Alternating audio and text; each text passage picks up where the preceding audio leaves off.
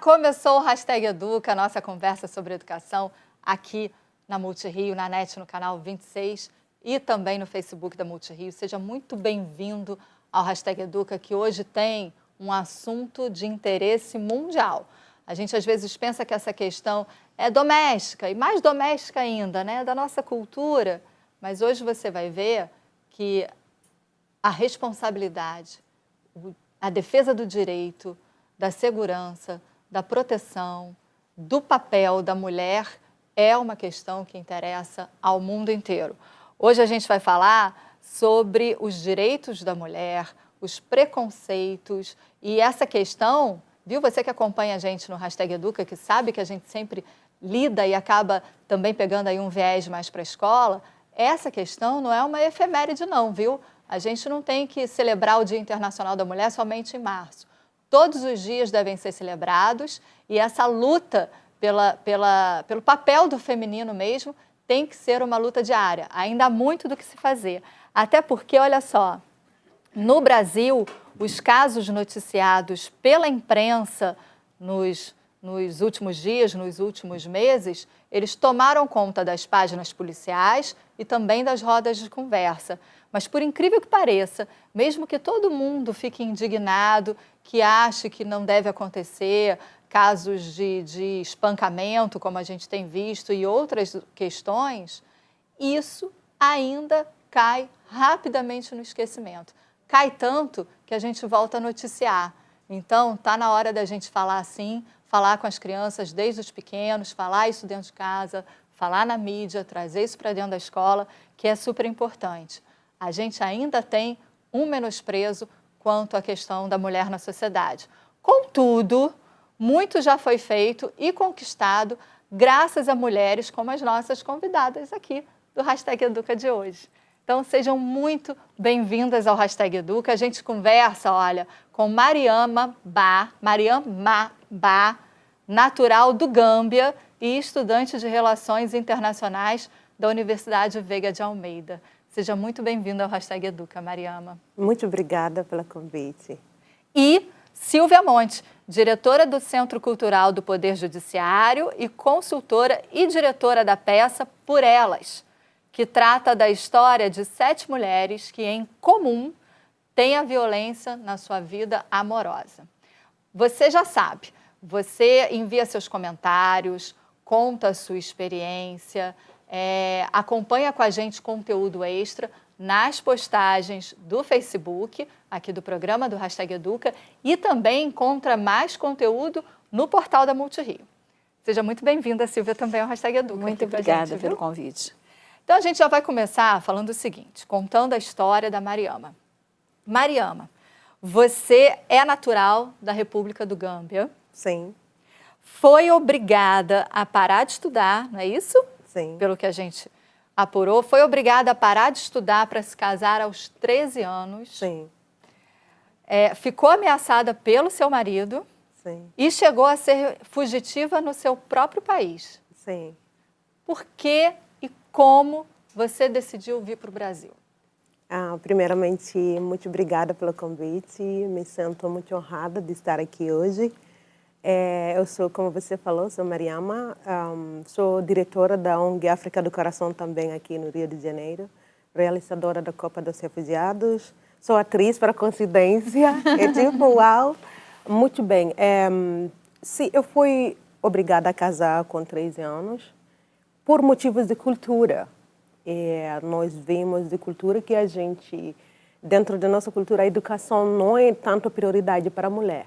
Ou seja, sempre se tem a menor oportunidade o homem que pega, independente de quem é mais capaz para ocupar o cargo, tipo, para o estúdio, quem é mais inteligente para aquele estudo, mas o homem que pega. Então, foi tirada da escola para casar e não era o que eu queria, eu sonhava outra coisa, sempre quis, na minha cabeça, tipo, posso ser o que eu quero. Então, não era o que eu queria e sabia que na sociedade que eu vivo é difícil, porque nos padrões, isso que é pedido, então a alternativa era sair do país. E saí, mais ou menos, tenho 10 anos de luta na minha vida, um lugar para o outro, e cheguei ao Brasil mais ou menos em 2014 E acho que foi uma das melhores escolhas que eu fiz, apesar de também é um país muito difícil em muitos aspectos, mas agradeço que continuo estudando hoje, sonhando fazer relações internacionais e seguindo o arte, que é o cinema e teatro que eu gosto de fazer também. Hoje você está com quantos anos, Mariama? Eu estou com 30 anos. Você estava relatando, e acho que é uma experiência forte da gente ouvir, né? A Malala, dentro da cultura dela, que é outro país, outra religião, mas ela também foi proibida de estudar. O quanto o estudo, o crescimento é cerceado em algumas culturas para as mulheres, né? Exatamente.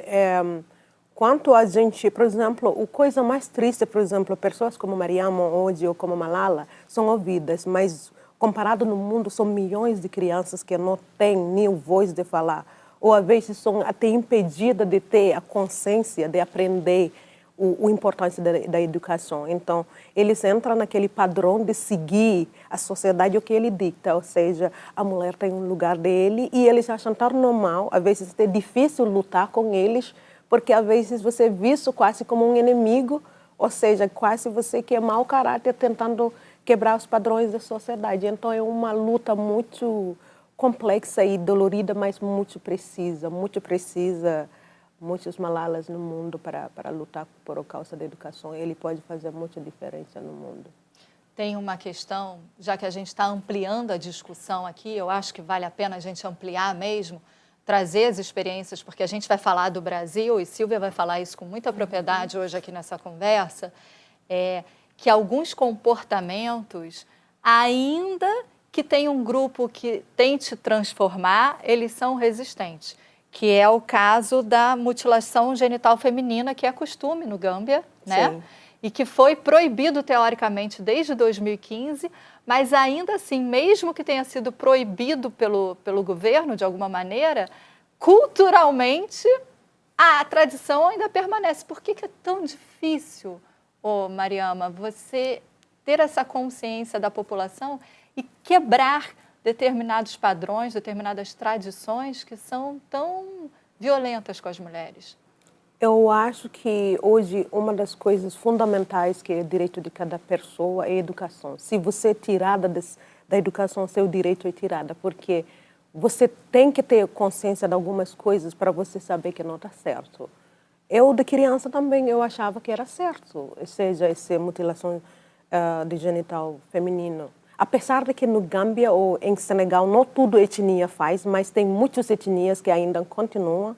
E tem muitas pessoas que lutam contra, como você está falando, mas tem muitas pessoas religiosamente que estão apoiando.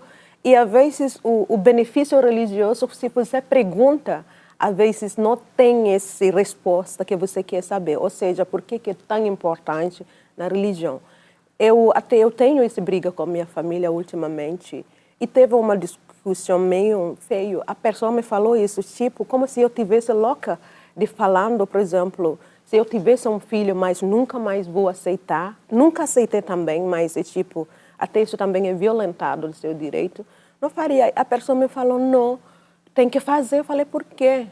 Parem com isso. E ele me falou, nossa, mulher que não entende, mutilada, o apetite sexual.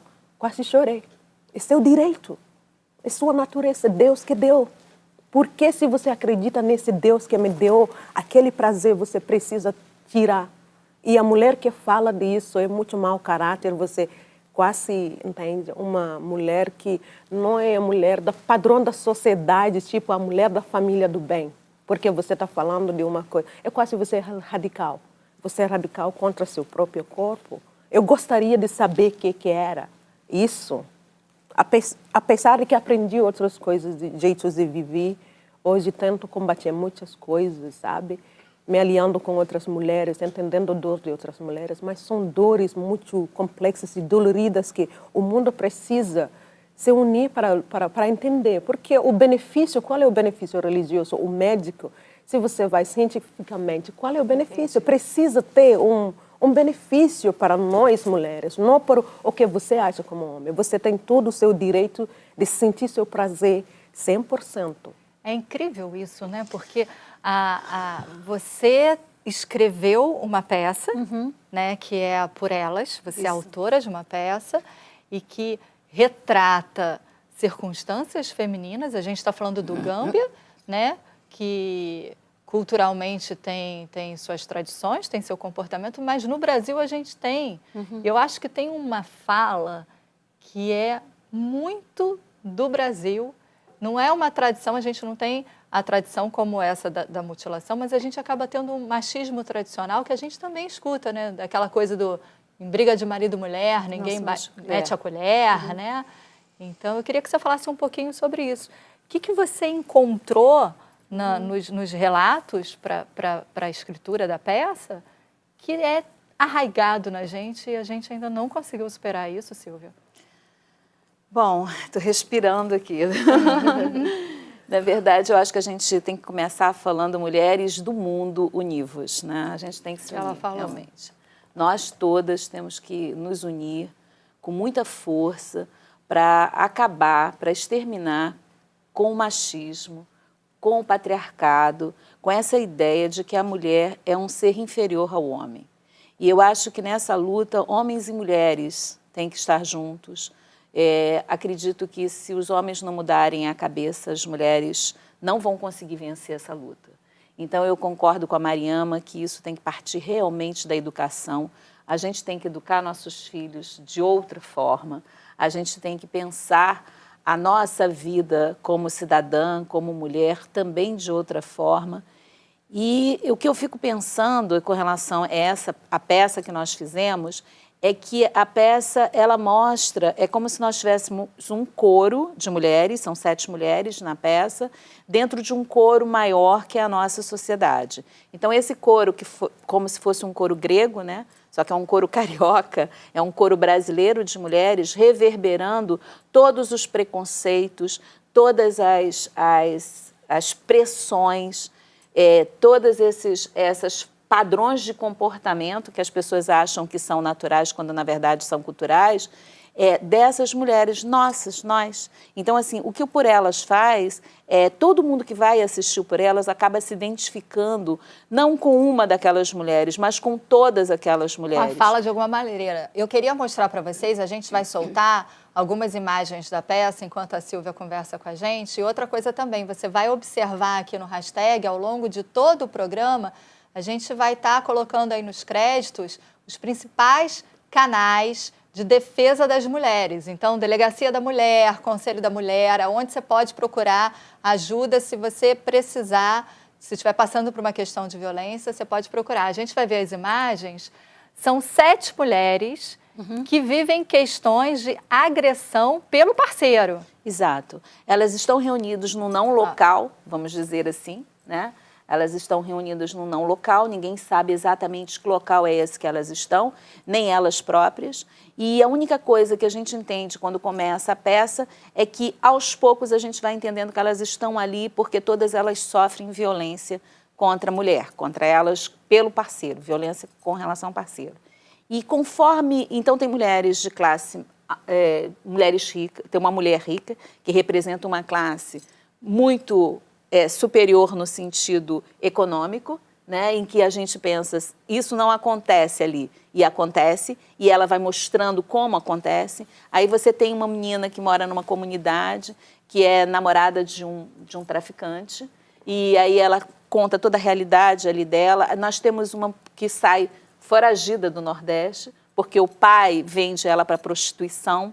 Que é uma coisa muito comum. Se a gente pegar o norte do país e o nordeste do país, a gente ainda tem muitos casos assim. Esses casos, todos os casos são reais. Cada personagem dessa, ela reverbera a voz de várias mulheres brasileiras, porque tudo que está em uma daquelas personagens são fatos, todos são fatos reais, retirados de pesquisas, retirados de relatos. Processos. Retirados de processos, da imprensa, que a gente leu os casos também na imprensa, retirado de relatos de pessoas muito próximas da gente, relatos de promotores, juízes, psicólogos, assistentes sociais. Nós conversamos com todos esses tipos de pessoas que trabalham com mulheres que sofrem violência e com as próprias mulheres, né? Na verdade, a gente começa a perceber que muito próximo da gente tem mulher que sofre violência e às vezes nem sabe que está no ciclo da violência. Exatamente. O cara já está acabando com a autoestima dela, o cara que está do lado dela já está massacrando e ela não percebe que isso é um tipo de violência. Ela só vai perceber que é violência quando ela leva o primeiro tapa. Quando você chegou aqui no Brasil, você encontrou algum tipo não de semelhança, mas também não é afinidade a palavra, mas de reflexo, digamos assim, e de voz em comum com as mulheres brasileiras em relação à violência sofrida por nós brasileiras? Cara, eu acho que o que mais me surpreendeu no Brasil é tipo, a gente imagina, a gente vive em outro mundo, mas a coisa está tão presente aqui. Por exemplo, dentro dos 3, 4 anos que eu vivi aqui, eu vi tanta violência, apesar de que a gente vive aqui, a gente não vive essa violência tão intensa como o Brasil. Eu acho que aqui a mulher, 24 horas, ou seja, você é diminuído também de um jeito. Por exemplo, tem uma amiga jornalista minha aqui, ela mostrou uma matéria, Brasil sendo também o 4º maior país com matrimônio infantil. E pior que a maioria dos brasileiros não sabem disso. Hoje, por exemplo, crianças que têm filhos antes dos 17, 18 anos, sendo, ou seja, violentadas por os pais. Recentemente vi uma matéria no Facebook, adicionei a garota, mandei uma mensagem, claro, porque me interessa esses tipos de núcleos de mulheres. É uma menina jovem que relatou o abuso do pai, ou seja, ela cansou, ela falou quanto tempo ela levou, ou seja, sendo abusada por o pai, que é um amor de pessoa, é um anjo para todo mundo. Então, isso são muito preciso. E o que eu vejo aqui também, por exemplo, a falta de solidariedade entre mulheres. Ou seja, quando existe, exatamente, quando existe uma violência, em vez de, tipo, a gente já, ela estava, porque ela estava vestida assim, porque nós mesmos que justificamos. E para a gente ver quanto a gente está sendo também naturalizando a nossa própria violência. A mulher violenta com a mulher, né? Porque quando ela acha que a outra é a culpada... Não, e a gente estava conversando um pouquinho antes sobre isso, e a peça fala o tempo todo disso, porque são 7 mulheres conversando entre elas. Quero ver essa peça. E elas começam uma a julgar a outra. Nossa. Mas por que você não saiu? Você é rica, você podia sair. Por que você não saiu no primeiro tapa? Aí a outra diz, mas você está falando de mim, mas seu marido também não bate em você? Aí ela diz assim, aí a outra diz assim, mas o meu marido não bate em mim porque eu traí ele, não. Eu nunca traí meu marido. Aí começa o próprio julgamento entre as mulheres. Exatamente. E aí, no final, é assim, quer dizer, na peça, eu não vou contar toda a peça, mas assim, a peça elas vão entendendo e elas vão se colocando no lugar da outra. Porque, assim, julgar o outro é coisa muito fácil. Sim. Mas, assim, você não percebe que você está passando pela mesma questão que a outra está passando. Porque a questão da violência contra a mulher, ela atinge toda a sociedade. Ela não atinge uma mulher. Ela atinge todas as mulheres. E, então, se a gente entender que aquela mulher que foi espancada, como agora recentemente, né? Uma mulher foi espancada por 4 horas, por um monstro, né? Se a gente... A preocupação da gente é por que essa mulher levou esse cara para casa dela, entendeu? Não é essa a preocupação. E eu vou te dizer, eu ouvi tanto isso no comércio. Ela é culpada porque ela botou dentro de casa. Eu ouvi essas falas por mulheres vendedoras nas lojas, assim. Eu ficava, não acredito no que eu estou ouvindo. Não, a gente ouve mais as mulheres julgando as outras mulheres, inclusive, do que os homens. Então, eu acho assim, que essa importância da mulher entender de se colocar no lugar da outra. Né? No lugar da outra mulher, essa sororidade, né? Essa coisa que os homens têm essa fraternidade entre eles. As mulheres não têm. Exatamente. Os homens, de alguma forma, eles se defendem entre eles. Exatamente. Exatamente. Mas as mulheres não têm. As mulheres são as primeiras a acusarem. Exatamente. Então, a outra mulher. Então, na peça, a gente mostra isso muito claramente, que se a gente não se unir, se a gente não entender que o problema meu é o mesmo seu, e que se tem uma mulher, apenas uma, que sofre violência, todas estão sofrendo. Eu acho importante você dizer isso, porque, assim, a ONU, gente, ela está trazendo uma campanha agora né, de machismo na escola. Vocês estão acompanhando aí na tela alguns banners da ONU Mulher pelo seguinte: decidiram fazer essa campanha no retorno às aulas porque é extremamente importante perceber alguns dados e isso vão refletir dentro da escola, porque afinal de contas temos meninos e meninas, né, professores e professoras, diretores e diretoras, né, gari homem e gari mulher, ou seja, tem um retrato da sociedade dentro da escola que deve ser considerado como multiplicador de uma educação protetora da mulher. Então vamos lá, olha só para vocês terem ideia, segundo os dados da ONU, 35% das mulheres do planeta sofrem violência dos parceiros.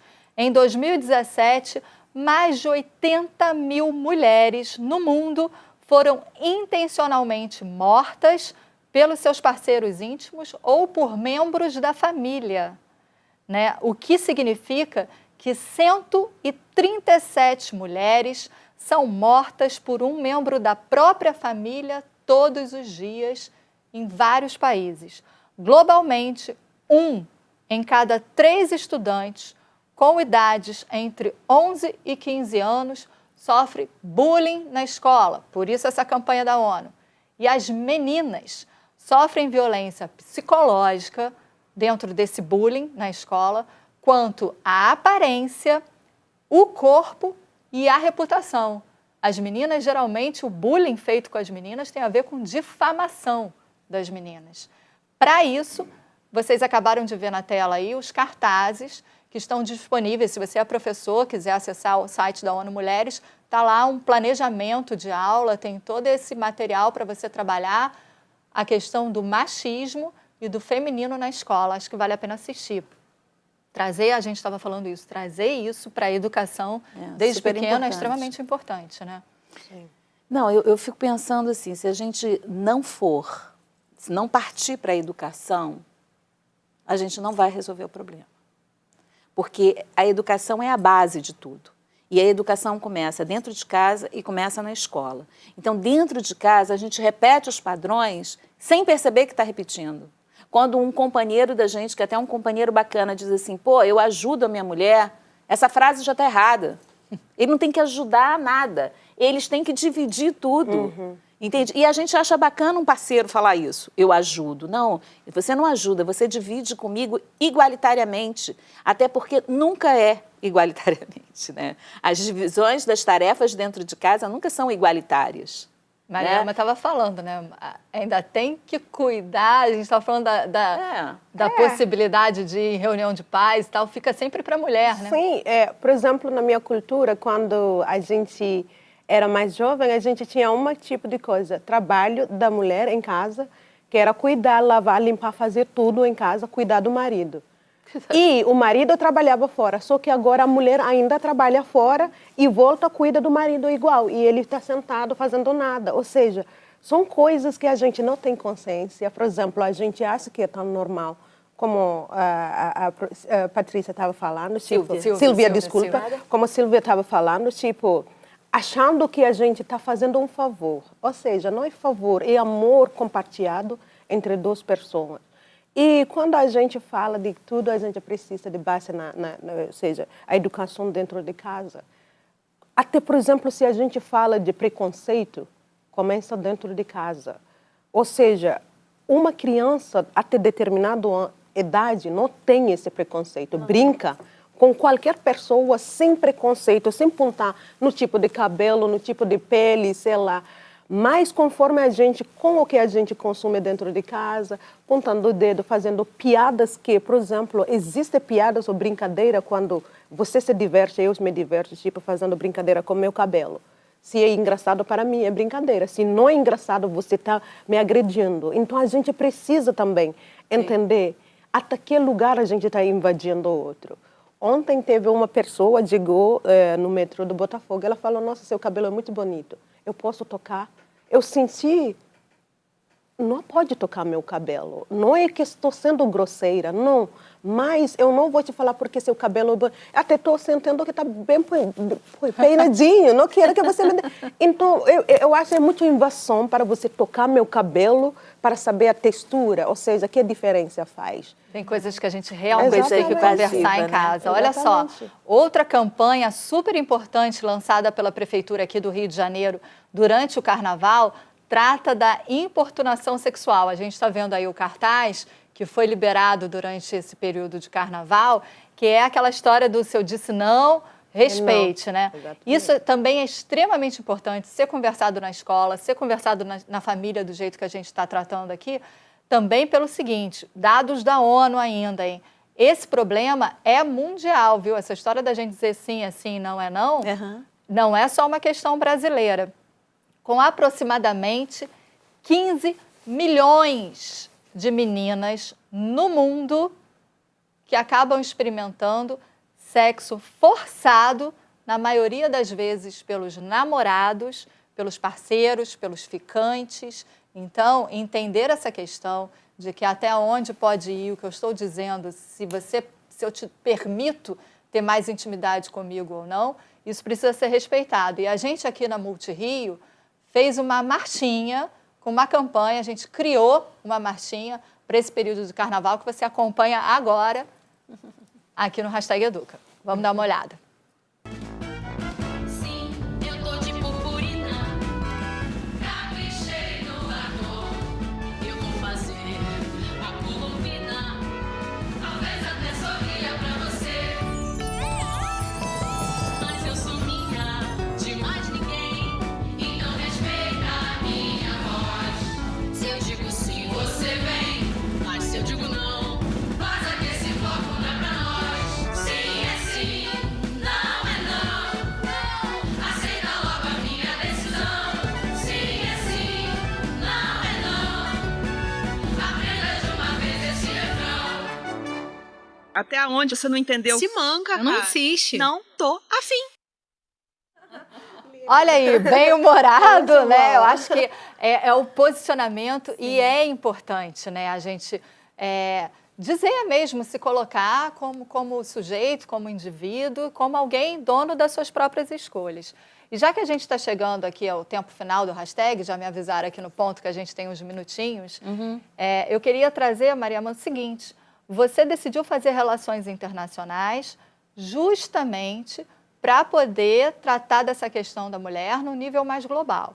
E uma das suas iniciativas foi criar uma confecção que pudesse empoderar mulheres. E aí você trouxe para a gente, para mostrar, algumas peças, não é isso? Exatamente. Eu trouxe... Pode mostrar? Claro que posso.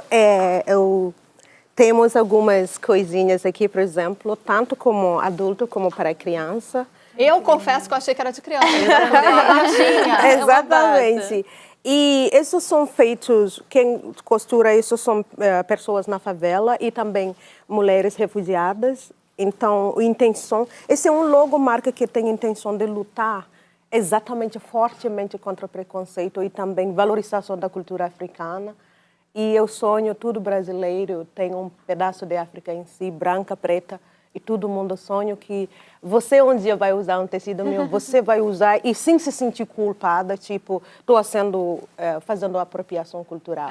Sabe? Porque acho é uma das questões. É uma outra exatamente. questão. Nossa luta, a gente não pode dividir. Vou só mostrar algumas coisas. Esses são colares que vêm de Gâmbia ou Senegal, são países dos meus pais. Então, temos muito lindas coisas. Podem entrar nas redes sociais. A marca se chama Sabali. E temos o objetivo de trabalhar com muito dignidade, sabe?